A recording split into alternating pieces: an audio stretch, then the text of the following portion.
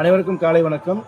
நீங்கள் சராசரியாக வாழ்ந்துட்டு வரும் பொழுது உங்கள் கூட பழகக்கூடிய எல்லாரையுமே நீங்கள் ரொம்ப நல்லவங்களாக தான் நினச்சிட்டு இருப்பீங்க. ஆனால் நீங்கள் தோற்கும் பொழுதோ எல்லாவற்றையும் இழந்து நிற்கும் பொழுதோ கீழே விழுந்து கிடக்கும் பொழுதோ தான் தெரியும் யார் உங்களை கையை பிடிச்சி தூக்குறாங்கன்னோ யார் உங்களை பார்த்து கை கொட்டி சிரிக்கிறாங்கன்னு தெரியும். இப்படி இருக்கக்கூடிய மனிதர்களுக்கு நான் ஒரு ஜாப்பனீஸ் சீக்ரெட் சொல்கிறேன். நீங்கள் 20 முறை விழுந்தால் 21 முறை எழுந்திருக்க வேண்டும் அப்படின்னு சொல்லுது. அப்படின்னா என்ன அர்த்தம்னா, எப்போ மனிதன் கீழே விழுவது சகஜம்தான், அது உண்மையே நடந்துகிட்டே தான் இருக்கும். கீழே விழாத மனிதன் யாருமே கிடையாது. ஆனால் விழுந்தவுடன் எழுவதற்கு கற்றுக்கொள்ள வேண்டும் அப்படின்னு சொல்லுது. தமிழில் ஒரு அற்புதமான கவிதை இருக்குது. கவிக்கு அப்துல் ரஹ்மான் எழுதிய கவிதை.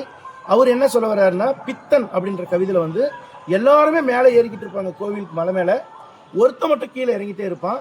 அப்போ அவனை பார்த்து கேட்பாங்க, ஏப்பா கீழே இறங்குற அப்படின்னு சொல்லி கேட்பாங்க. அப்போ அவன் சொல்லுவான், கீழே போனால் தானே மேலே போக முடியும். இது பார்க்க ரொம்ப ஈஸியான கவிதை மாதிரி தான் இருக்கும்.